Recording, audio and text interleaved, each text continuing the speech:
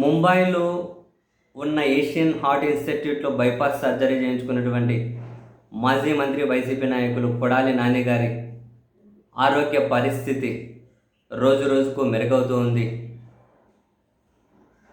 మొన్న 3 రోజుల కిందట పేరెన్నికగన్న హార్ట్ స్పెషలిస్ట్ రమాకాంత్ పాండే తన నేతృత్వంలోని బృందం కంటిన్యూస్గా 8 గంటల సేపు ఆయన బైపాస్ సర్జరీ చేశారు. ఆ తర్వాత ఆయన కుటుంబ సభ్యులతో మాట్లాడారు, కోలుకుంటూ ఉన్నారు.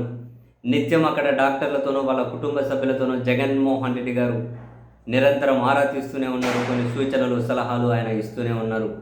అండ్ డాక్టర్లతో కూడా మాట్లాడుతూ ఉన్నారు. కొడాలి నాని గారి ఆరోగ్య పరిస్థితిని ఎప్పటికప్పుడు తెలుసుకుంటూ ఉన్నారు.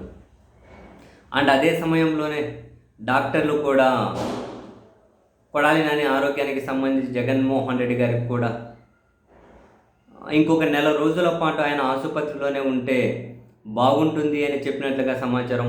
మొదటి వాళ్ళ కుటుంబ సభ్యులు కూడా చెప్పినప్పుడు దానికి వాళ్ళ కుటుంబ సభ్యులు కూడా ఓకే ఉంటాం. ఎందుకనంటే ఇప్పుడు ఆయనకు బైపాస్ సర్జరీ చేసిన తర్వాత అవయవాల పనితీరు ఎలా ఉంది నిరంతరం పర్యవేక్షణ చేస్తూ ఉన్నారట. అండ్ ఎప్పటికప్పుడు అక్కడైతే మానిటరింగ్ చేసుకుంటూ అవసరమైన పరీక్షలు చేసుకుంటూ ఒక నెల రోజులుంటే పరిపూర్ణంగానే ఆరోగ్యవంతులై తిరిగి వెళ్ళొచ్చు అని. సో వాళ్ళ కుటుంబ సభ్యులు కూడా నెల రోజులు ఉండడానికి ఓకే చెప్పారు అని అయితే సమాచారం ఉంది.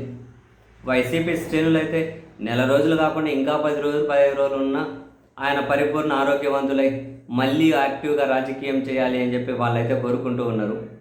అఫ్కోర్స్ తెలుగుదేశం పార్టీలో ఆయన వీరాభిమానులు కూడా రకరకాలుగా కోరుకుంటున్నారు అనుకోండి. ఆయన త్వరగా కోలుకోవాలి, ఆయన జైల్లో పెట్టాలి అని చెప్పి వీళ్ళు కూడా మళ్ళీ కోలుకోవాలి, ఆయన జైల్లో పెట్టి వీళ్ళు సాటిస్ఫై అవ్వాలి అని.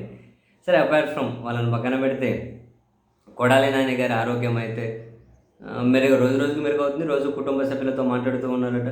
జగన్ గారు అయితే నిరంతరం ఆరా తీస్తూనే ఉన్నారు వాళ్ళ టీం వాళ్ళు.